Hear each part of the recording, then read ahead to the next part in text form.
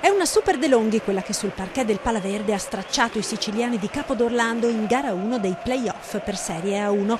TVB ha sfruttato al meglio il fattore campo con un pubblico che per tutta la gara ha sostenuto senza sosta la squadra di casa. Palaverde sold out, tutto esaurito come da copione. Sugli spalti mezza città ed entusiasmo alle stelle per i bianco-celesti. Primo tempo equilibrato, poi nella ripresa la situazione cambia. Treviso vola anche a più 24. Alla fine la vittoria è per 90-72, la soddisfazione di coach Menetti per una partita difficile contro una squadra che alle spalle aveva 19 vittorie consecutive. È stato un inizio difficile, ce l'aspettavamo così difficile, abbiamo avuto un buon approccio alla partita, soprattutto dobbiamo avere l'idea, pensando a gara 2, soprattutto di continuare a giocare con questa intensità, con questa attenzione ed insieme soprattutto alla nostra gente, questa è la cosa più importante di tutto.